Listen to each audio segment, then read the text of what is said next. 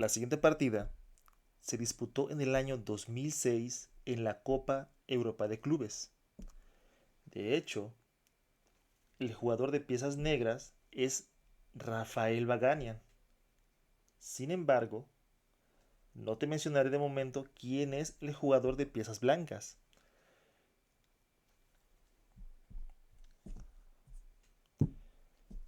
Y si te preguntas por qué, la verdad es que hay una gran cantidad de misterio en torno a este personaje.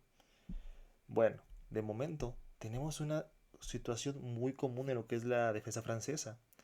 Sin embargo, el jugador de piezas blancas se dispone a emprender un ataque sorpresivo contra el jugador de piezas negras. Es así como la situación se va haciendo cada vez más inestable para ambos bandos.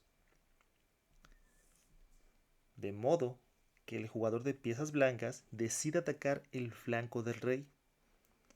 Situación que el jugador de piezas negras no desaprovecha para explotar al máximo este peón que está clavado.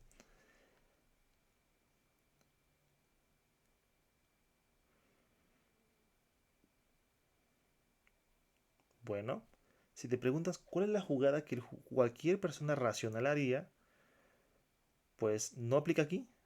En este caso, lo que opta el jugador de piezas blancas por hacer es mover torre para poder emprender un ataque más poderoso. Uy, el jugador de piezas negras decide tomar cartas en el asunto. Y pese a la vulnerabilidad del rey, hemos de tomar en cuenta que hay muchas piezas que están dispuestas a emprender un ataque hacia el enroque enemigo.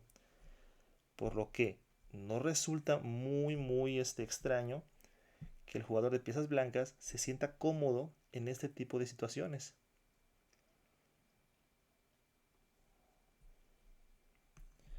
Tras la captura de este alfil, bueno, cualquiera pensaría que lo mejor es tomar o buscar compensación. Sin embargo, el jugador en cuestión lo que busca es meter más presión al asunto.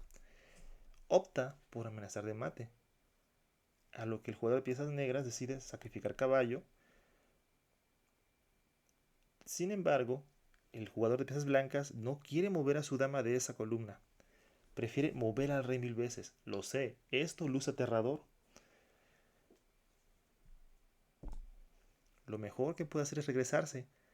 Ahora vamos a explotar estas torres que están incomunicadas. Tras la toma del caballo, el peón debe protegerse lo más que pueda en roque. Ahora, ¿qué harías tú en este momento? Bueno, pues el jugador de piezas blancas lo que hace es tomar con torre. Sí, a partir de ese momento la ventaja es clara, puesto que si rey toma, viene otro jaque, rey se mueve, viene dama para amenazar el mate. Ante eso solo tiene pocas opciones como poner torre de este lado, y tras la captura del peón con el alfil, torre tiene que a fuerzas verse obligada a defender el rey. Sin embargo, tenemos una posición donde la columna está dominada y tras la jugada dama e8, pues es mate. Si te preguntas quién es el jugador de piezas blancas, debo de decirte que esto es una continuación de lo que habíamos visto con la sección de Kramnik. Sí, habíamos dicho que hay un torneo muy especial en el cual Kramnik es más que conocido. Es el torneo de Dortmund. Sí, un torneo alemán que tiene mucha tradición y muchos años. Sí, es un super torneo. Para que te des una idea, se llevó a cabo la primera vez en 1928 y el ganador en esa ocasión fue Fritz Samisch. Samisch, el jugador vagabundo. Sí, este jugador recuerda que no tenía... Viajaba tanto que únicamente vivía en hoteles. Así es, de lo que ganaba en los torneos se las pasaba de hotel en hotel y no tenía tiempo, así que lo que él hacía era comprar un traje nuevo cada vez que iba a un lugar a otro. Sí, este señor no lavaba ropa. Bueno, la verdad es que era un jugadorazo. Fue de los poquitos que le pudo ganar a Copa Blanca. Así es. Otros jugadores fueron hasta 1951 Y nos vamos más recientemente a 1961. Creo que aquí lo ganó Marta Ivanov. Bueno, el punto es que ese torneo, a partir del año 1973, contó con el respaldo de patrocinadores y se efectuó un torneo anual. Actualmente la empresa que lo patrocina es la Sparkassen. Y te preguntarás, ¿cuál es la modalidad de ese torneo? Pues lo que debes de saber es que se reúnen 8 jugadores de élite. Bueno, a veces 10, a veces 6, alrededor de 8. ¿Y qué tan importante es este torneo? Bueno, como te dije, es un super torneo. De hecho, Vladimir Kramnik hizo su debut aquí, sí. Si escuchaste la biografía de Kramnik, que leí en el prólogo, te darás cuenta que aquí fue donde lo descubrieron por primera vez. De hecho, Vladimir Kramnik tiene el récord por haber ganado 10 veces ese torneo. ¿Qué tan importante es? Bueno, este torneo ha servido como torneo de candidatos. Por ejemplo, en el 2004, el torneo de candidatos se disputó justamente en esta modalidad y el ganador fue Peter Leko, que jugó contra Kramnik y como viste en la biografía de Kramnik, ese defendió su título.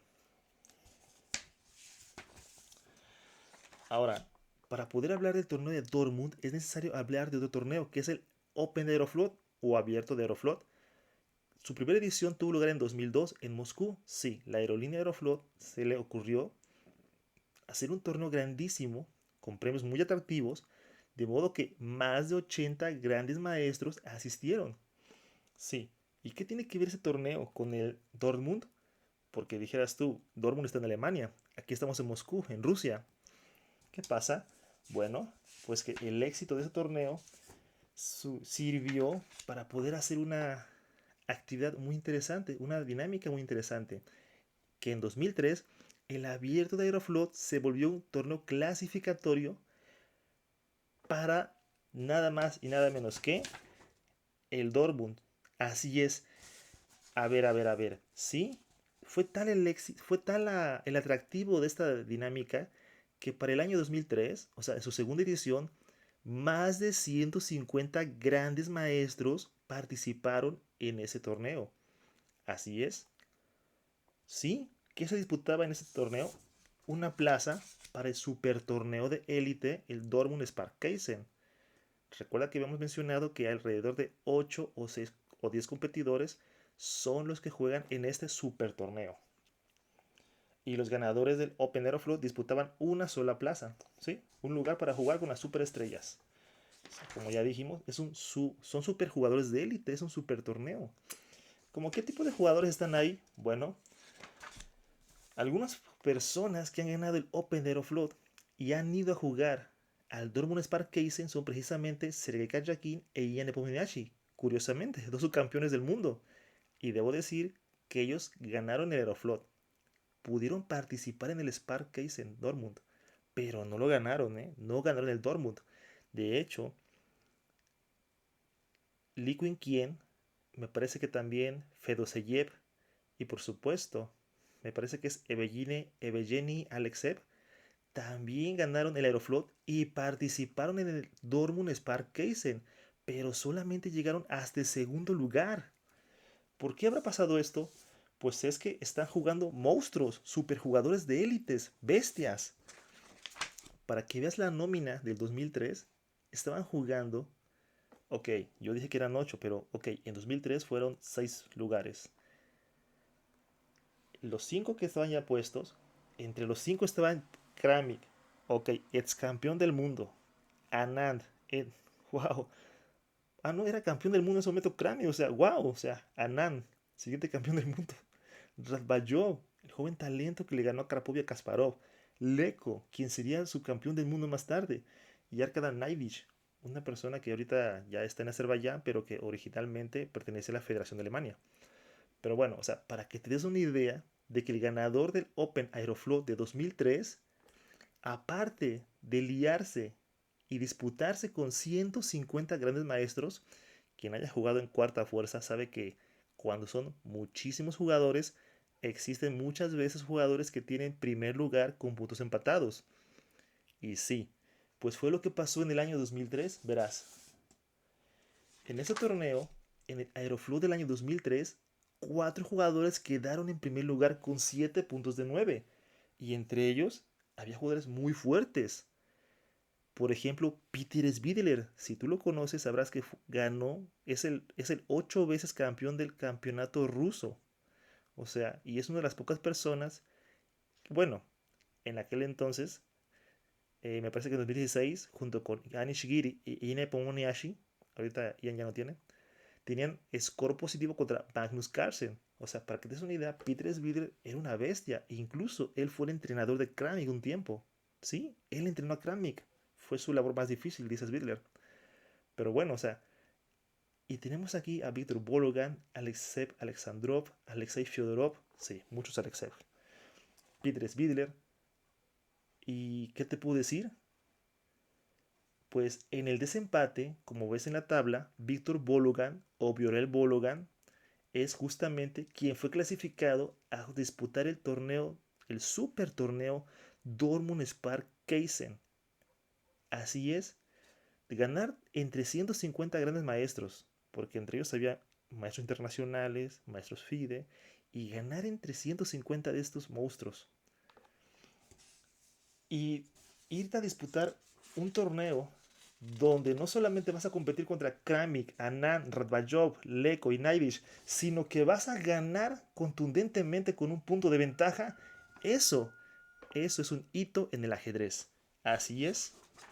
Cualquiera podría haber pensado que Peter Svidler había sido una mejor opción para disputar el encuentro.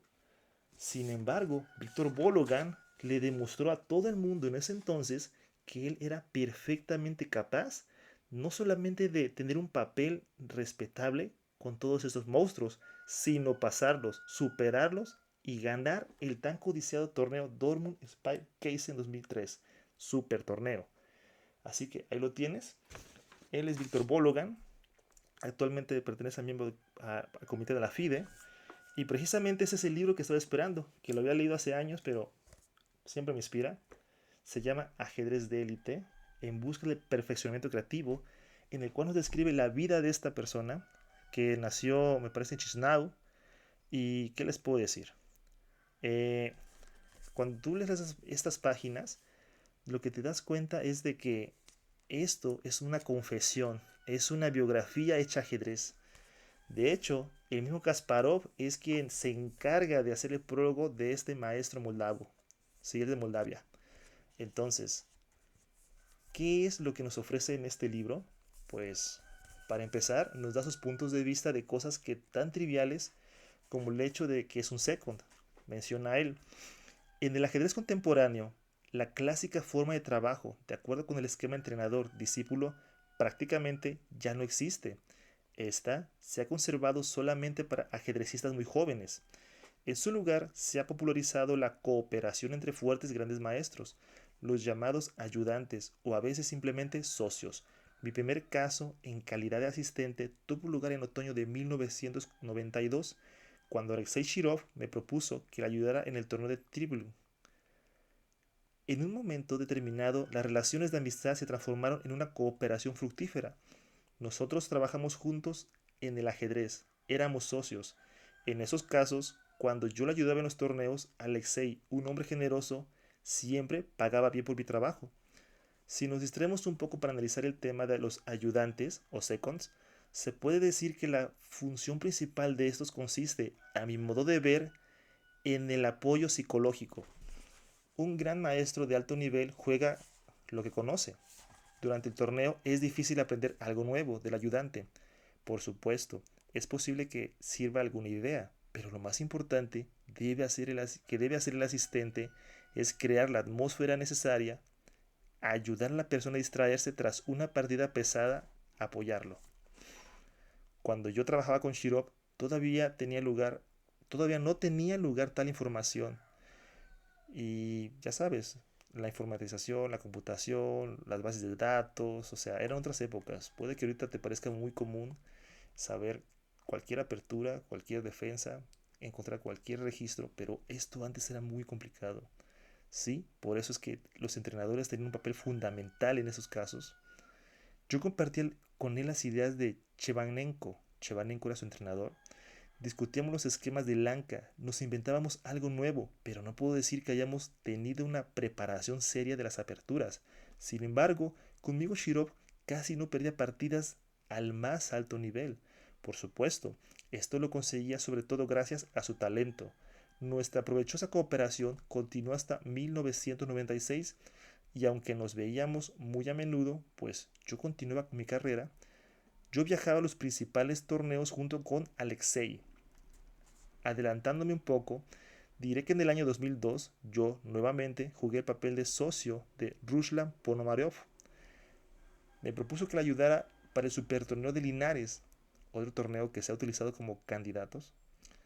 La situación se asemejaba en algo a la anterior, aunque el estímulo inicial no era la amistad, sino la propuesta de los patrocinadores de Ruslan de realizar entrenamientos conjuntos financiados por ellos. El Linares Ponomarov ocupó el segundo lugar, uno de los mejores resultados de su carrera, sin contar obviamente su triunfo con el campeonato mundial.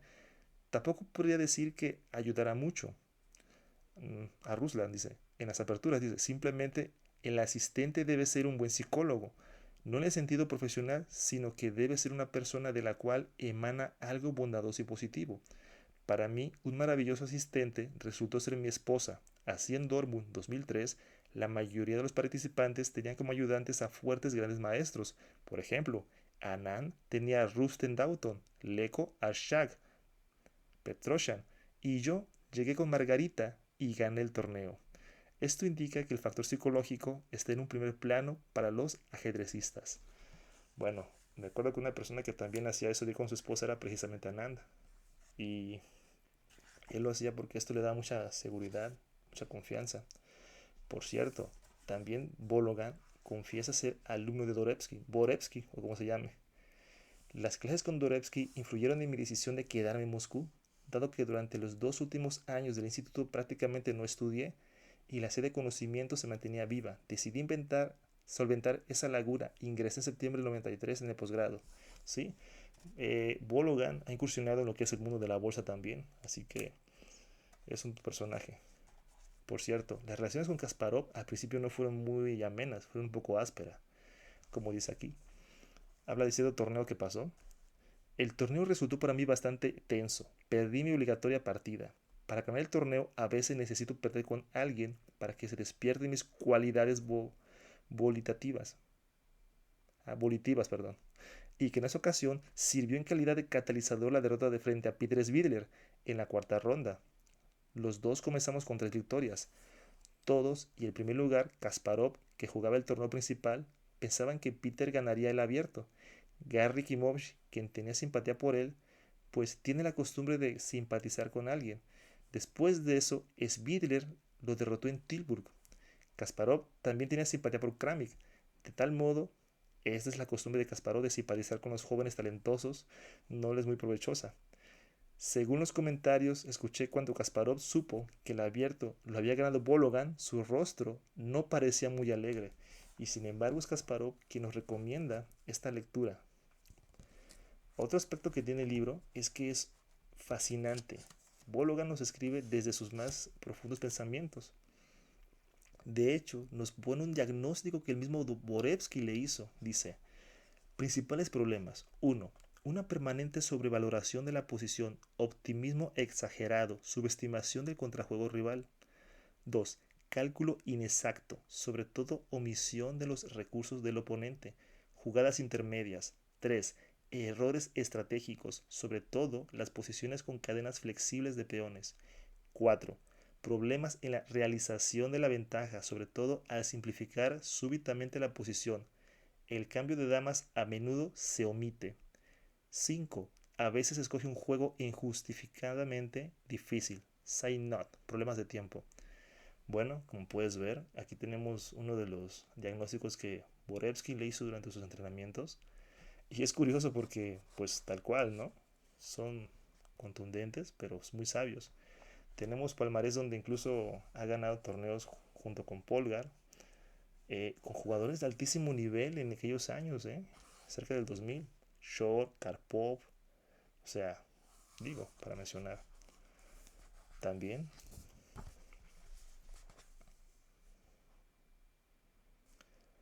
bueno, me gustaría comentar otra situación muy curiosa en la cual él mismo señala que Chevanenko fue fue junto con Doreski su principal fuente de apoyo, fue su entrenador, pero fue más que eso, fue una persona que convivió con él, con todos los estudiantes y desinteresadamente. De hecho, menciona que les hicieron, dice, un torneo en su honor, dice, así pues, retorné al ajedrez, pero en él ya no estaba Chevachenko. En agosto de 1997, unas pocas semanas después del inicio de mi trabajo en el mercado de valores, falleció Vyacheslav Andreevich. Su corazón se detuvo.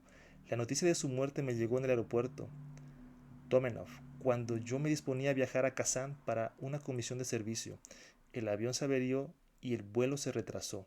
Si no hubiera sido por la avería de ese avión, yo no me hubiera yo ni siquiera hubiera podido llegar al entierro. En febrero de 1998, mi hermano mayor Nico y yo organizamos en Chisinau, Moldavia, un torneo en memoria a Chevanenko. Intentamos invitar a todos sus discípulos, pero muchos no pudieron, incluido Víctor Garikov. En todo caso, el torneo resultó de buen nivel. Dado que no pudimos ofrecer sumas altas por la participación, el torneo estuvo auspiciado prácticamente por mi hermano y por mí. Llegaron mis amigos grandes maestros. Si se hubieran calculado el coeficiente medio de participantes, seguramente hubiéramos obtenido un torneo de categoría 16. Triunfó Alexander Morosevich con un resultado fantástico, 8 puntos y medio de 9. Ese fue su primer paso hacia la cumbre. Tras este evento ganó 6 torneos seguidos y sobrepasó la barrera de los 2700. Para el ajedrez moldavo, Chevanenko es un patriarca, el fundador de las tradiciones ajedrecísticas de la República. Bueno, aquí nos muestra el respeto que tiene por su entrenador y creo que es muy acertado decir que este es un libro que no te aburre. Por otra parte, él maneja sus moralejas. Después de cada partida él hace anotaciones de lo que puede extraer de cada una, de cada posición. Y bueno, esto es lo que quería compartir. Víctor Bóloga.